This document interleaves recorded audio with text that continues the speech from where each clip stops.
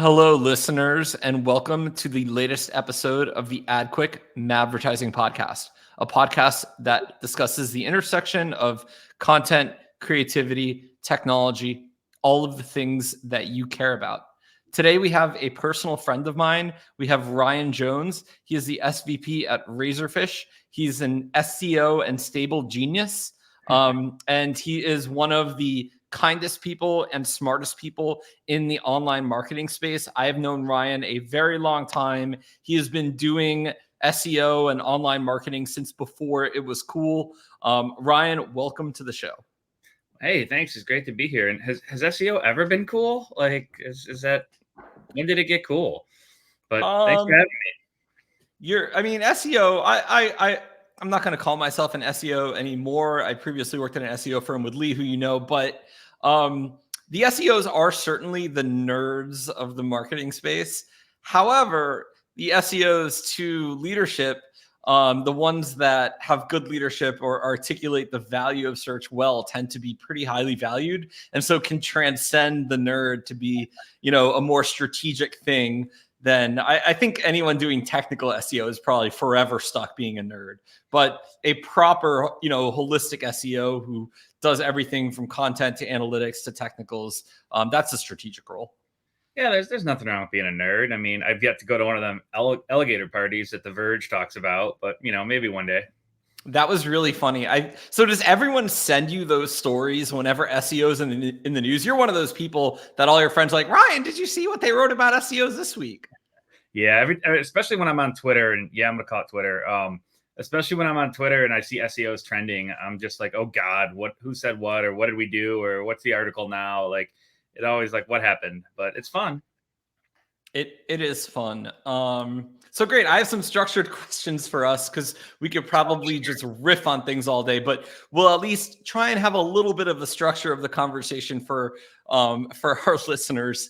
So it's not just you and I talking about nothing, which was the premise of Seinfeld. So who knows, that might actually be interesting. Work for them. So Ryan, you're an OG in the online marketing space, but another thing you've been doing for a while is, how many years have you been on the agency side now? Oh God. I think I spent my last 15 to 18 years at an agency. Yeah, I thought it was that long. And so I actually had a personal question. I'm sure a lot of other people that are listening to this, all of our listeners are advertisers, marketers on client and agency side. We probably bias slightly to client side, but I want to hear your perspective as someone who hasn't sat on the agency side for like 10 years. Can you catch me up on like what's broadly different than from my left? And I mean, like, are the clients more sophisticated about digital marketing? Is there more like appreciation for the whole stack? Do you have bosses who are like, technically savvy and understand what's going on? Because back in my SEO days, there were like really smart people like Lee, who I used to work for, who was obviously really competent. But I certainly had my share of clients and even managers at various places where it was just like, they were great managers. They just didn't really get fully what was going on online. So do you want to catch me up in it? And you can comment on other things as well that I might be missing, as someone who just hasn't been in an agency in like over a decade. So I'm not just speaking for my agency. I'll speak for agencies in general. But I think one of the things I've seen is that the role of a people manager is strongly going away. And by that, I mean, not that nobody has managers, but the role in agencies of people that just manage people is pretty much non-existent. Every senior person at agencies that I'm talking to and friends in the agencies, and I go to conferences, is they're hands-on doing work in addition to running teams or managing people. So you're seeing the rise of the experts, or the rise of the nerds, basically, within the agency space. I was going to make a rise of the nerds joke. I decided not to, but and to me, that's interesting because you're seeing a lot of smart people in the room, right? And I think that's changed. I think the agency culture, right, has changed a lot. As it is no longer the 60s Mad Men, and I argue it never really was, but it's not that agency culture. It's a more people first inclusive culture now in agencies. The work to life balance is great. So I'm all about, agency, and not to say it doesn't have its agency world doesn't have its share of pain points and frustrations. Every job has that, but I think things are good. I think things are in a good place, for agencies these days. And kind of to follow on that, just because we have also, I'd say a lot of clients and or users that use our product probably make software to sell it or even services to sell into an agency like yours. I'm curious because I get a lot of like direct mail spam and really bad tactics from people to sell me on services, but we're at like the same level of seniority. Can you tell me what actually works to sell someone like you on the agency side? Solutions, case studies. I So many tools out there are just all marketing speak, and they don't actually show me an example of what they actually do or what they've actually done or how they can do it. It's just buzzwords, and I understand why people like buzzwords, but I'm not drawn to it. I want to see results. I want to see, what can this help me do? Here's a problem I have. Can you solve it? Great, let's talk. That's make it simple for me.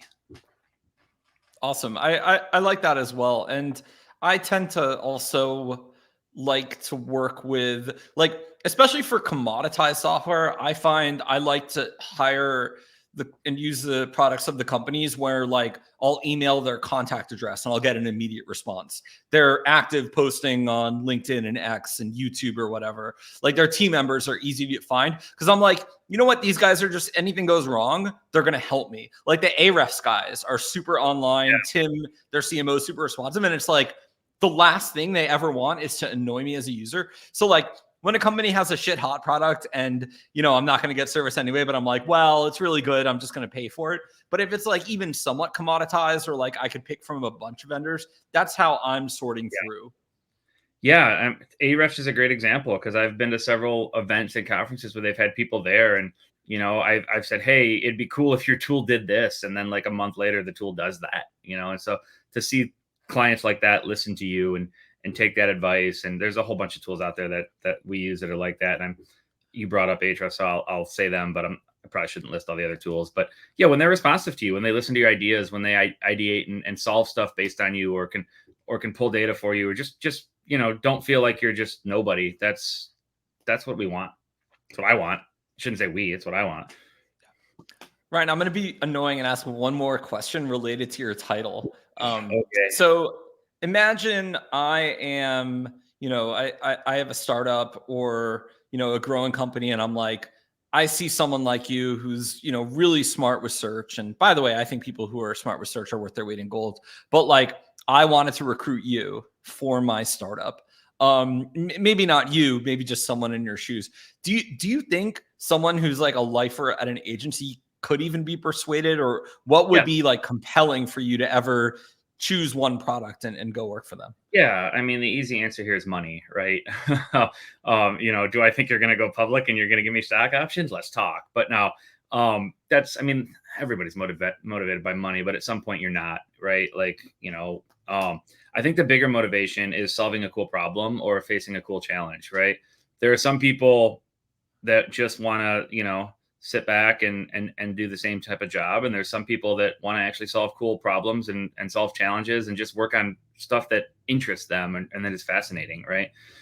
So I think me personally that, I love it where I'm at. I love that I'm constantly working with different clients and constantly working on different challenges. And, I'm venturing into AI, I get to code stuff occasionally.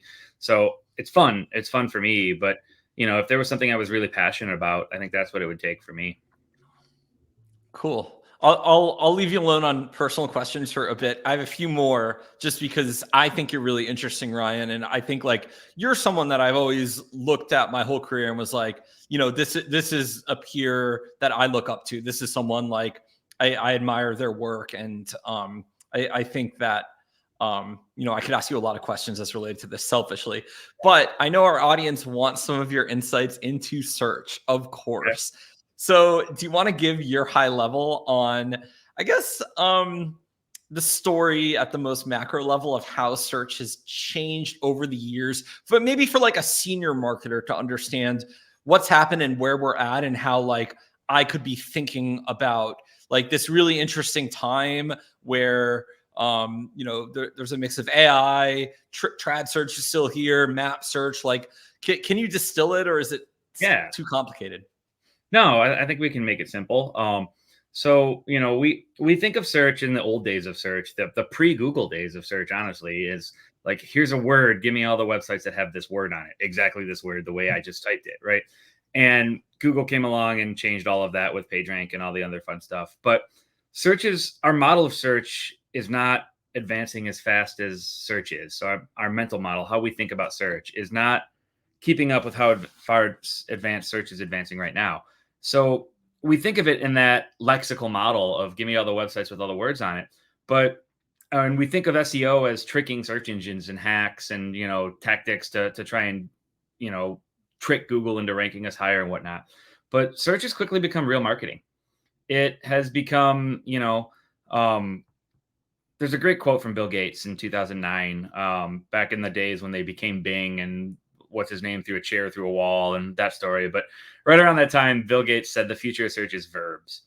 And he didn't mean people are typing action words into Google, but he meant people want to do something. They're trying to accomplish a task.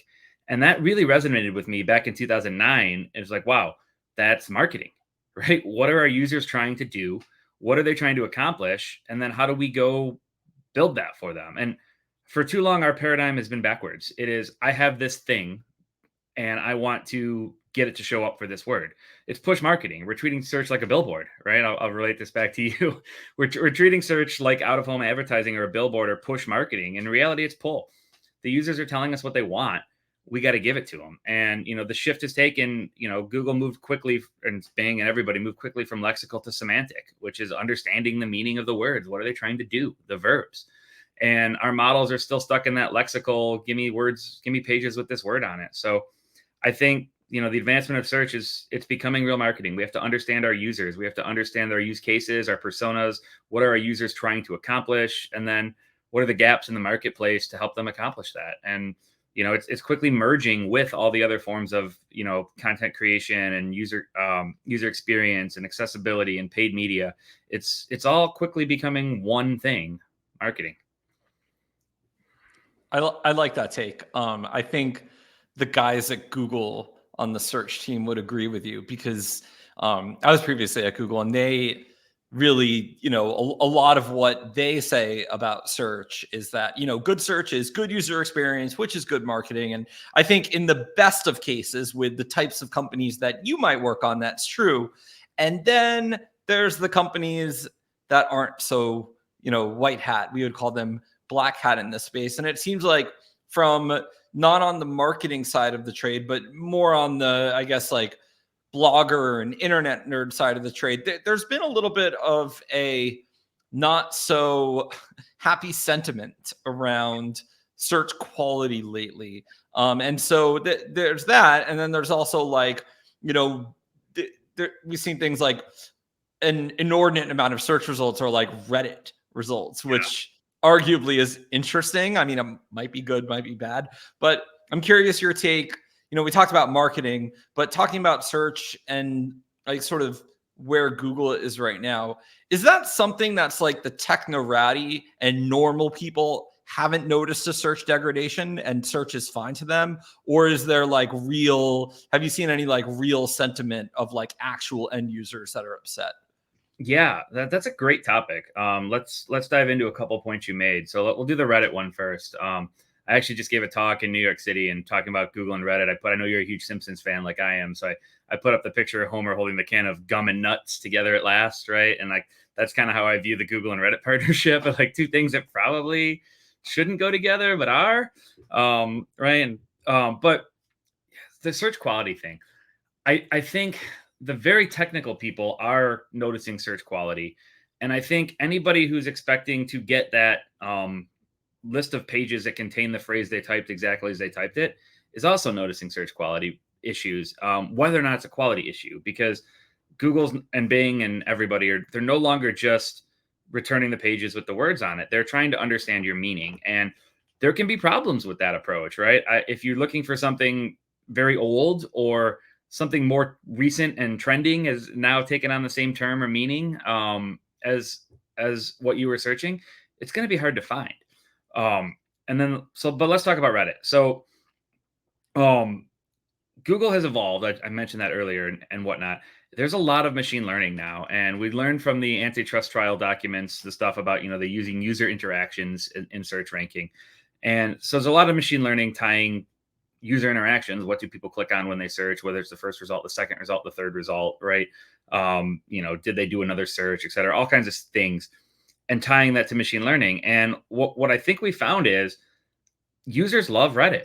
People are clicking on it, even though the answer, I found a result today where the first answer in the Reddit thread was like, I know this isn't helpful, I'm sorry. Like, they literally said that in the Reddit answer, and Google's showing that first for the query. Like, okay, cool.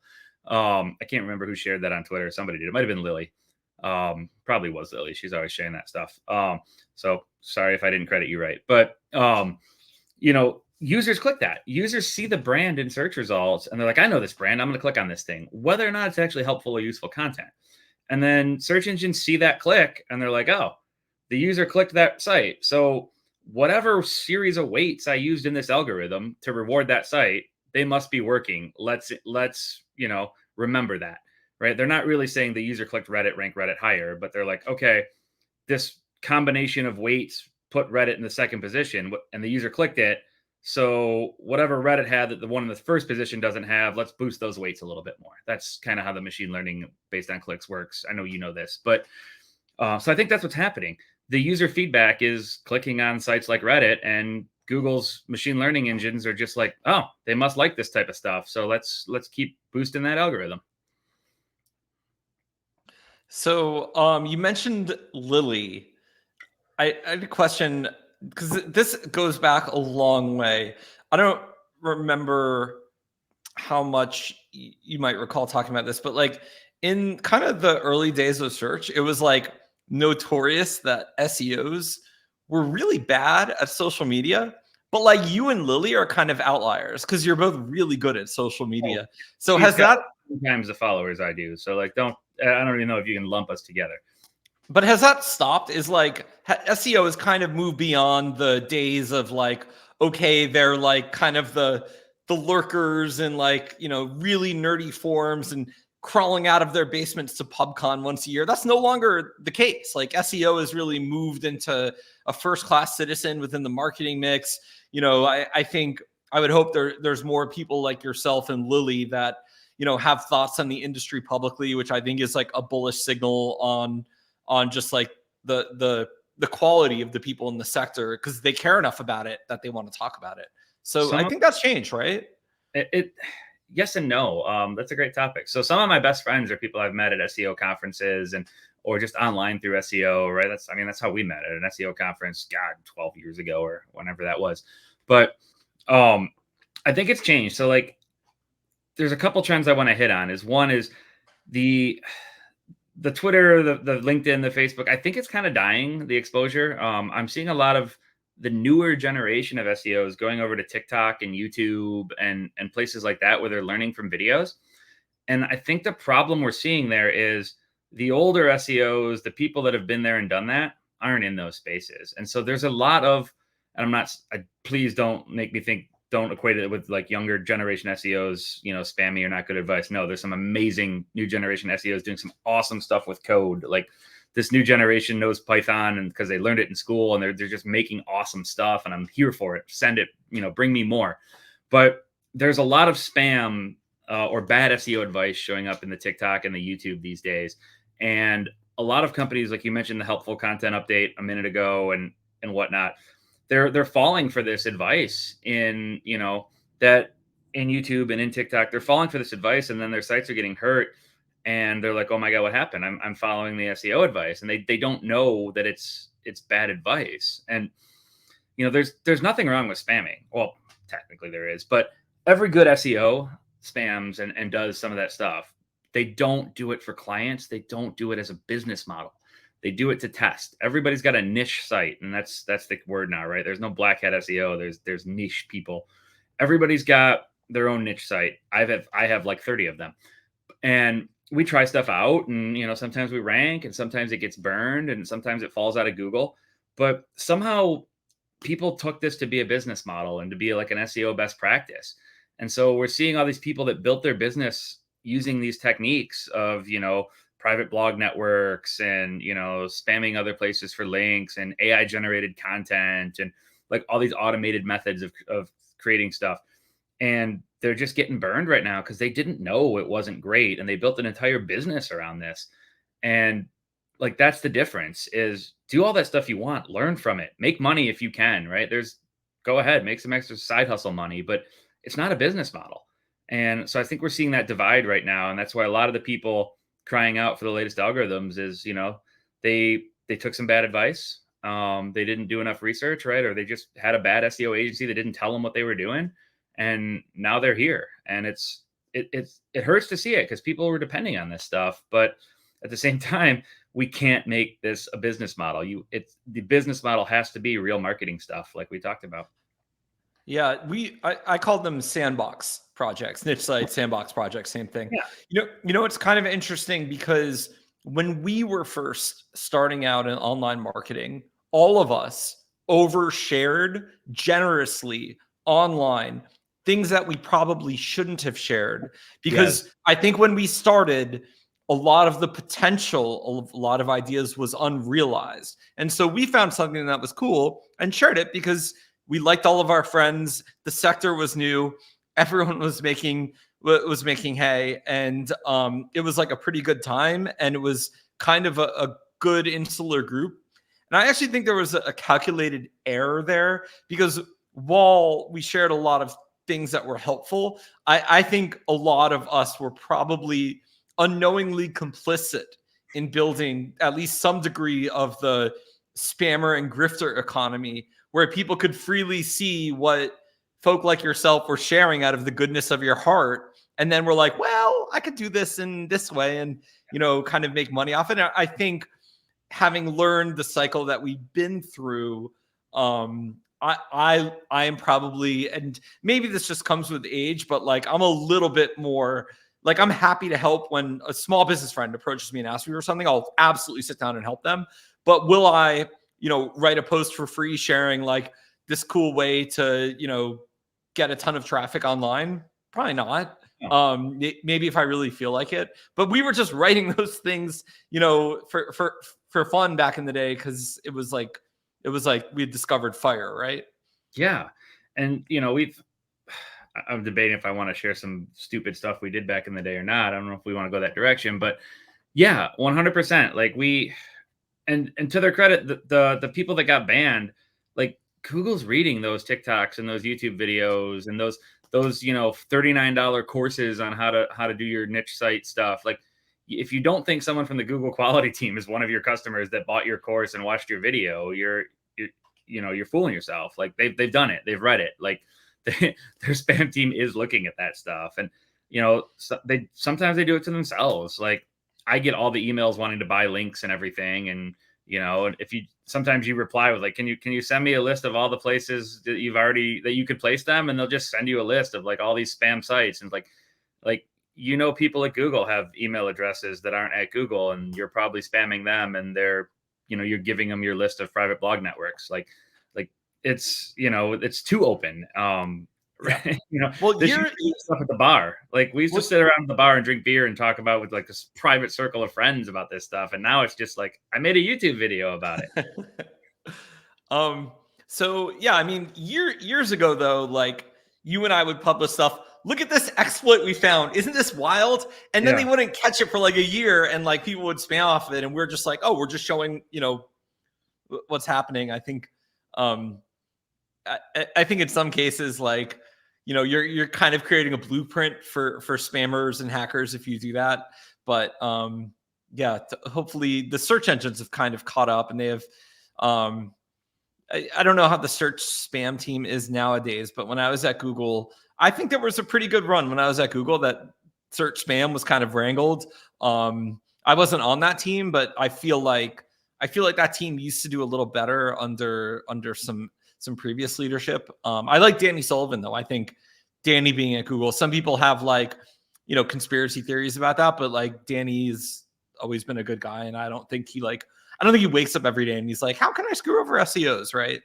and that's not even his real job. Like his actual job title at Google is like, negotiating, like, with like governments and countries and legal entities, and like I feel like he's just doing the SEO stuff in addition to what his actual job is. So, and kudos to him for doing that, right? Like he doesn't have to do that stuff. He doesn't have to respond to webmasters and people. Like he could easily just shut up and Google wouldn't care, but he's doing it. So like, I don't know. Sometimes people got to give people like him and Gary and John, like, they don't have to respond to you. They're choosing to. So like, maybe take it a little easy on them. Yeah. No, I was just saying there are some conspiracy theories about like Danny or whatever, and they're not true. Danny's a great guy. I've seen him. I'm not gonna comment on him, but I've seen him.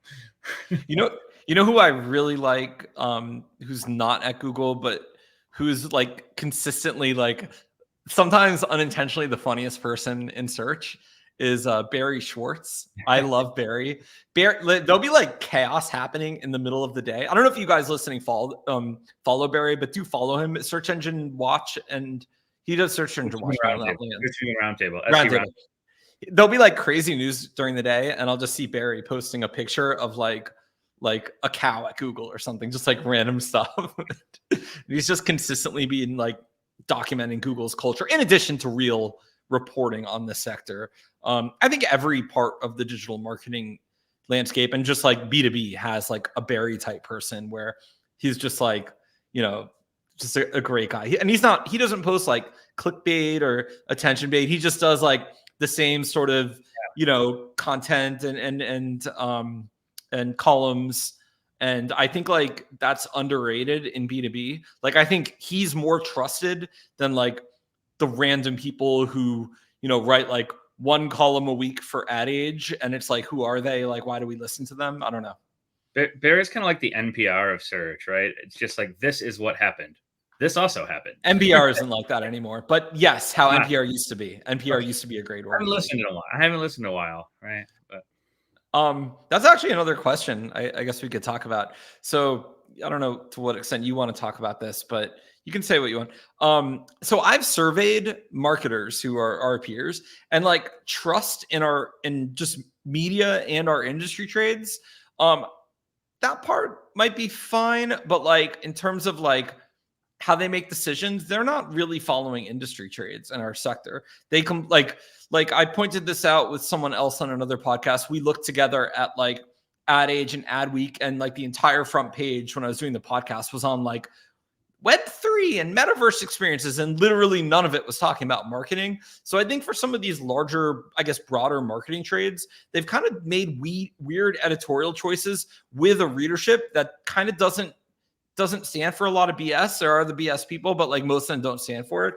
So like what I found is like our peers are ultimately the most trusted people in the marketing sector. Our marketers listen to other marketers. And so that's been kind of interesting. I mean, from like at AdQuick, for example, like I sponsor a bunch of bloggers and industry newsletters and people who it's like, they really get what's going on versus some of the trades, I don't have a problem with them. I just want them to do better editorially. Like I'm like left thirsty and wanting for like better reporting in our sector. I can't be alone here.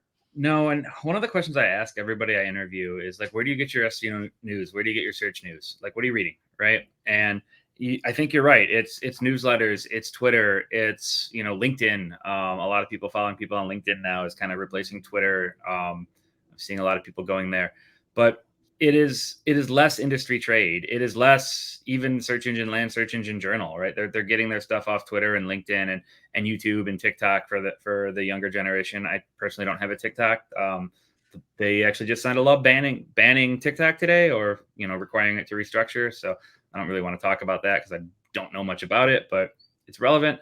But it's interesting to see where people are getting their news from. And our clients, however, people inside large companies are definitely reading the trades.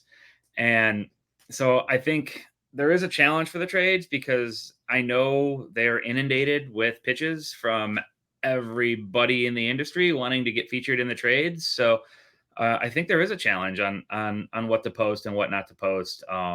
So it's an interesting dynamic, right? Because clients are reading one thing and then the practitioners are reading other stuff. Yeah, and actually, I'll give a shout right now because I don't hate all the trades. I'll give a shout right now to Ad Exchanger. I think for at least the paid media side is consistently like the highest quality trade. I think they're like that's the one trade where their content is better than most indie writers, save for like Eric Mobile Dev Memo, who's really good. But I think that Ad Exchanger is really good on the paid media side. And for the trades where I want them to do better, every time I do talk with editors there and writers there, they appreciate the fact that I'm like when I say to them, hey, you guys spent like 3 weeks just covering the metaverse, like what's going on? Like they actually the good writers there and editors there appreciate it. I think in a lot of cases they just have to cover it because it's a hot thing and is what it is. They're probably getting there's still stuff happening in the metaverse. There's still brands doing some cool oh, stuff. There's still people there. I mean, you and I aren't there, but like I just had a bunch of friends over for dinner not too long ago, and their 14-year-olds had the headsets on the whole time, doing the virtual reality AI thing. poor So kids.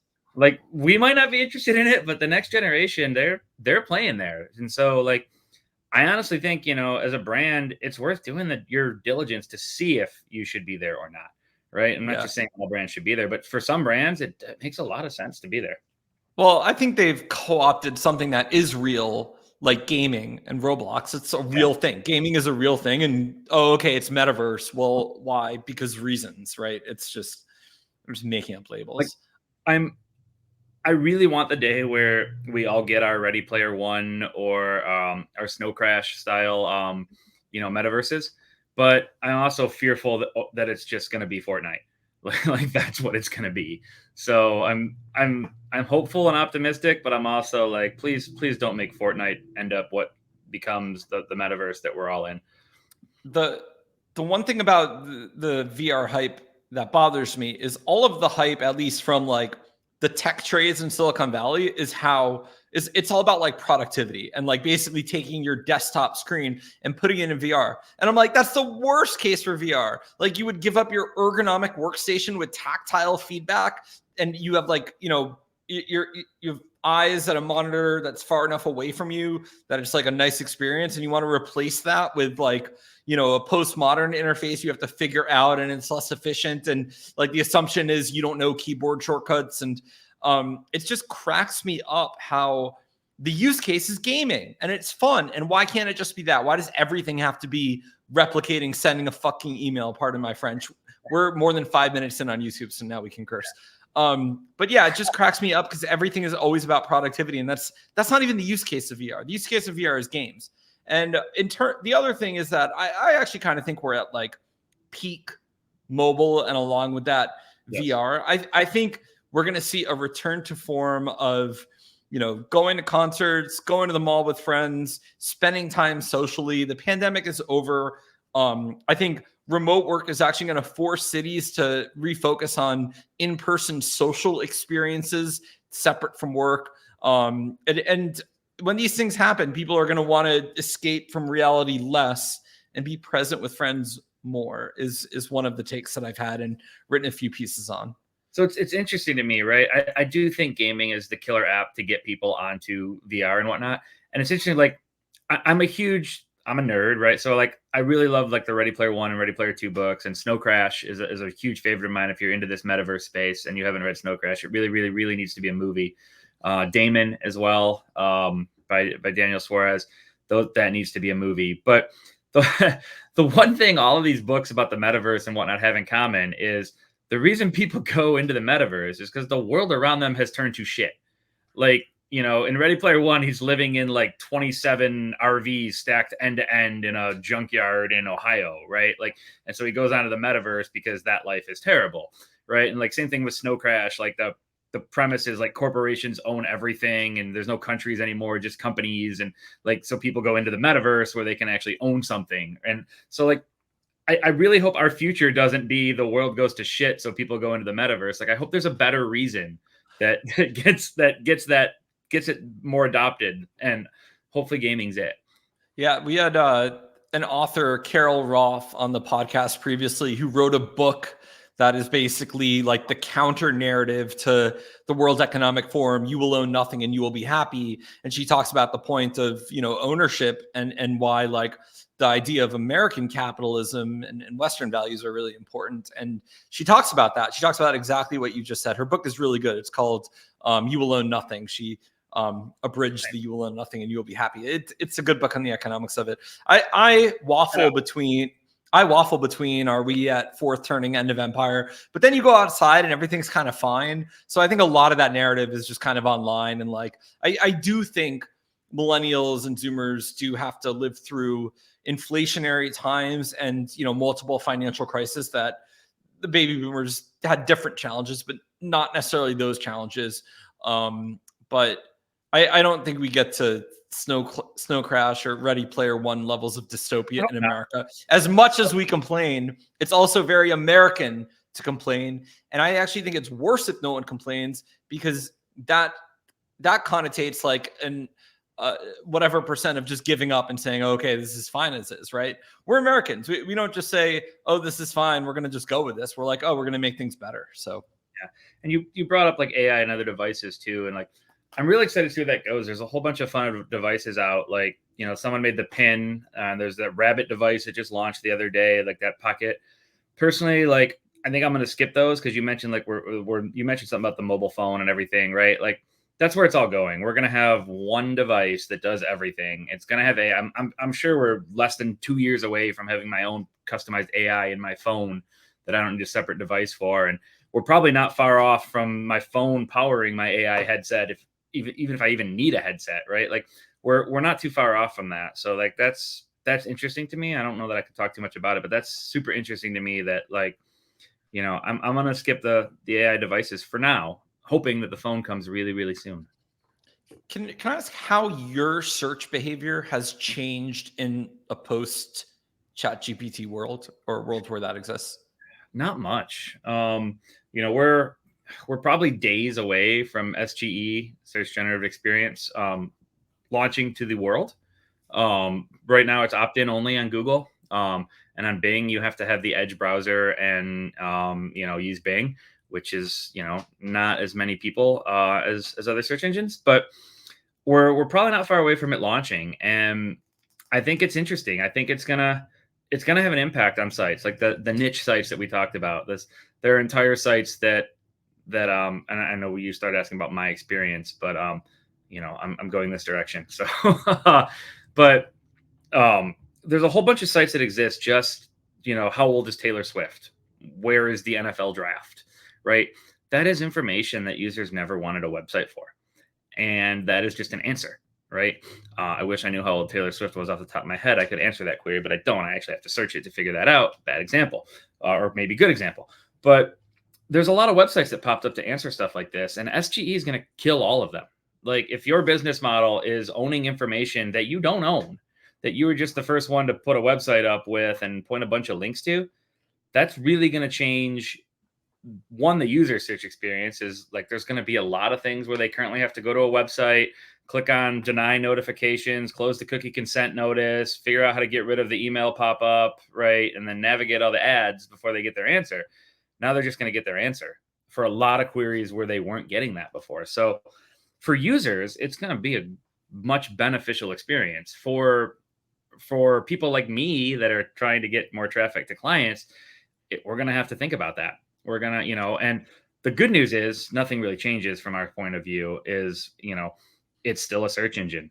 It's still looking at a vector database of topics to cite sources. It's still got to crawl something to get that vector database of sources, right? So like our SEO, if you've been doing SEO right, nothing changes. So I'm excited for it. I am, because I think, SEOs that have been doing things right all along are going to, I won't say benefit, because we're probably all going to lose a little bit of traffic for those, what time does this store open, or what's the address of this, or how old is this person, like all that stupid informational searches. We're probably going to lose a little bit of traffic for that. But I think SEOs that have been doing it right, we're more positioned to benefit from it more so than the people that have just not been doing it right. So as far as my experience changes, I think, I'm optimistic for it.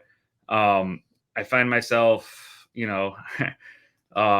playing with it right now, I think is the experience I'm doing, where it's like, let me compare this to the results to whatnot. So we'll see what happens. Yeah, all of the made for Google websites are kind of opportunist anyway. Like if your whole site exists, as you said, to parrot back information that's not even yours and not even do like real reporting or like real analysis, where it's just, it exists purely as a way to game the algorithm.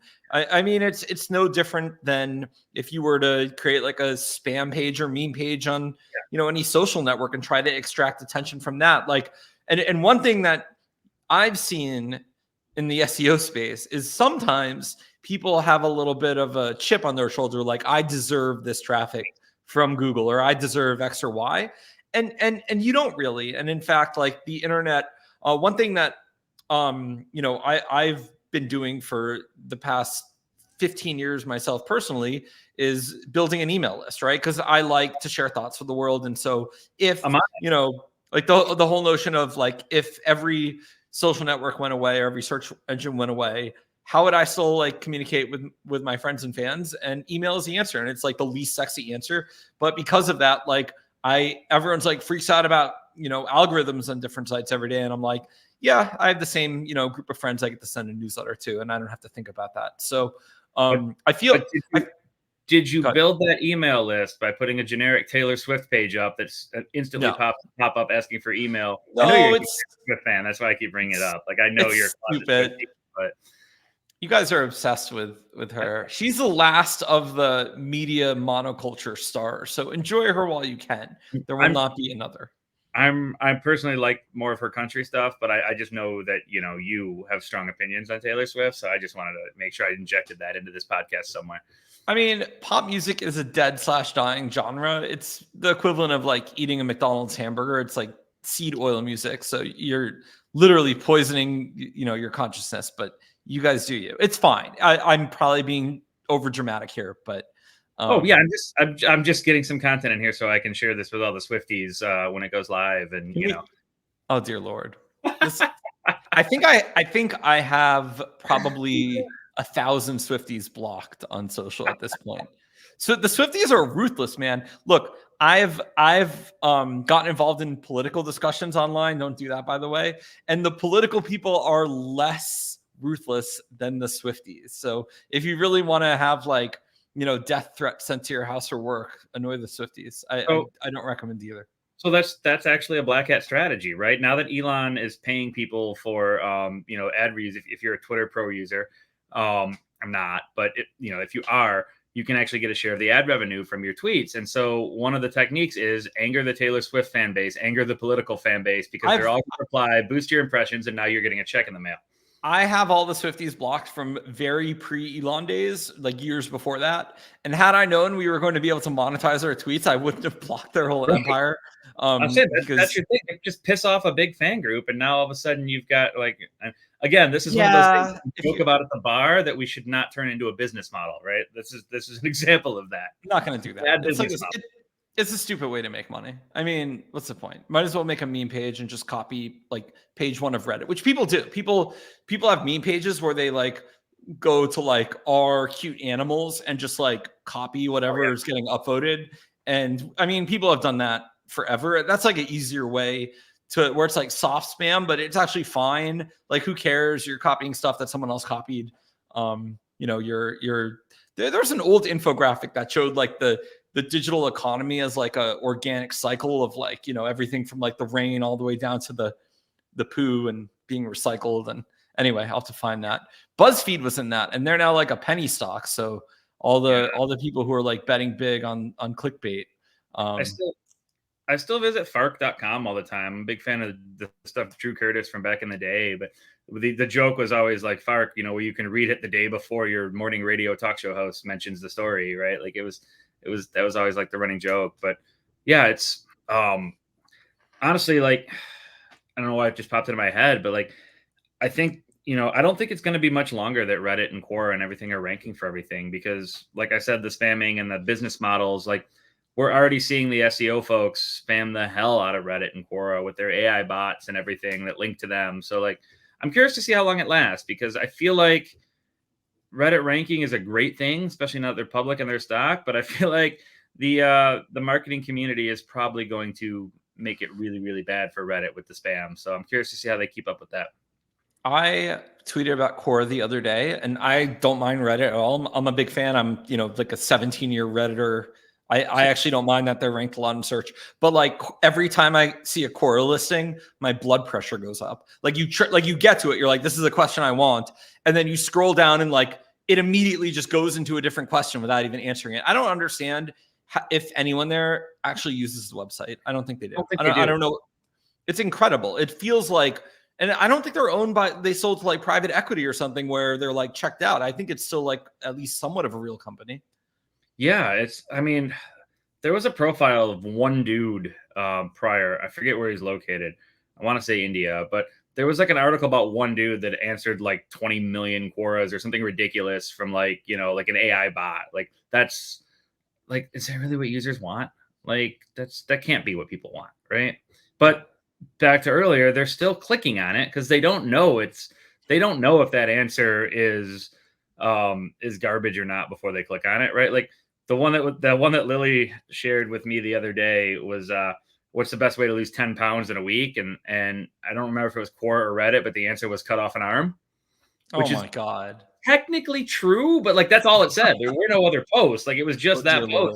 cut off an arm. Like this is what ranks number one for how to lose 10 pounds in a week, which there is no way to lose 10 pounds in a week. And that's probably why there's no medically safe way to lose 10 pounds in a week. And, like it's not good for you. There are ways to do it, and maybe that's why something like that ranks, because every other site is saying like, you should not do this, but it's still interesting to me. Like, come on, users don't really want that, but they don't know they don't want it till after they've read it and sent that click signal to Google saying, yeah, hey, I clicked this. So Ryan, we're coming up on the hour. I just have two more easy questions for you. One of the reasons you're really interesting is not only your day job work, but you mentioned this, you do a lot of like skunkworks projects and your own kind of, building fun internet things. You built a lot of them over the years. Do you want to share one or two that you really are proud of? They can be new or old, just because I think these are cool, inspirational stories for people to hear. Yeah, so I'll share a couple of my passion projects or niche projects, and then I'll share some upcoming news. So two of my bigger projects is some fun stuff, right? Like freesoftballstats.com is one of my niche sites. It's just a free website. If you play softball like I do, you can keep your stats for your team. Check it out. I've got a free SEO tool at seodataviz.com. It's kind of a keyword research tool that combines elements from a whole bunch of different tools, right? Completely free.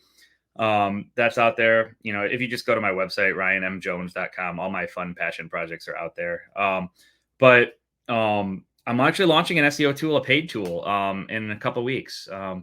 So it's going to be called SERP Recon, SERPRECON, SERP, like search engine result page, reconnaissance.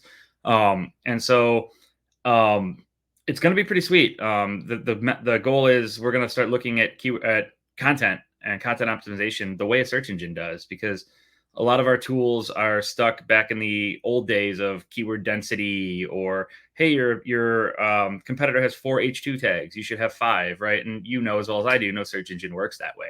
So I'm building a tool that, using stuff we've learned from Google's research papers and patents and the Yandex code leak and information retrieval textbooks of how search engines work, we're going to build a tool to help evaluate content in those terms. So I'm really excited to launch that.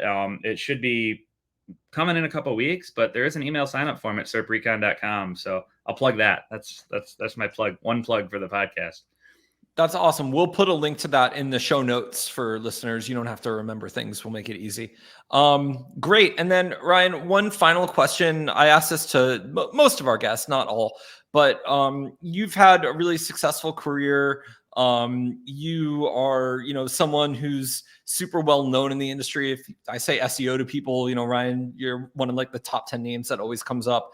Can you give advice to our Zoomer friends entering, the workforce from college, or maybe new people to the marketing or SEO sector? Can you share like a few things to keep in mind as they start their career, and how they can have a happy, successful path?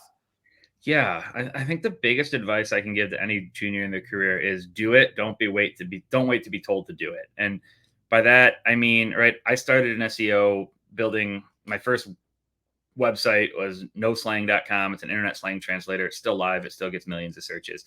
Right. It can convert LOL IDK into actual text or vice versa if you want to get fun.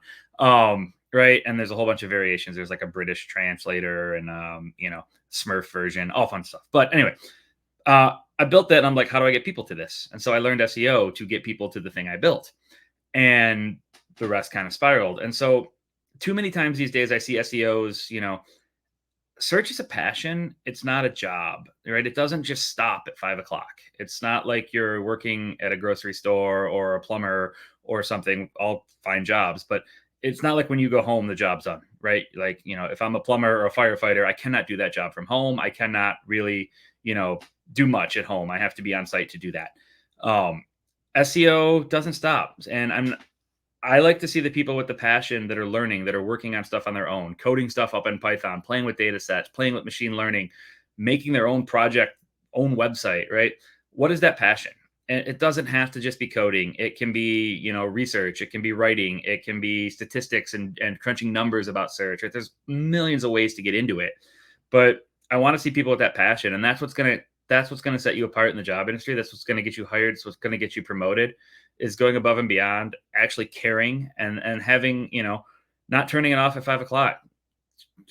Do your side projects, do your side hustles, right? Learn the stuff, test the boundaries, learn new stuff. That's the biggest advice I can give. And I think that's, the people that are succeeding in the industry have done that. Awesome. Yeah, I think that's great advice. And certainly I think for any corporate role now, the idea of 9 to 5 has been dead for a long time. Whenever I see people commenting on like, oh, you work like to someone who works remote that you're off at 5, you're like, no, you're probably working till 9. So all of that is just like really, it is the same as from people who don't really work in knowledge work gigs. They don't really understand. Well, Ryan, you've been a great guest. We will share links to your projects in the description. And thank you, listeners, for tuning in this week. We will have another episode of the AdQuick MAdvertising Podcast next week. Again, I'm doing the YouTuber thing. Please like, comment, and subscribe in the comments. I'm never going to post silly videos or silly screen stills like Mr. Beast, so don't expect that. But we will be back next week. So thank you.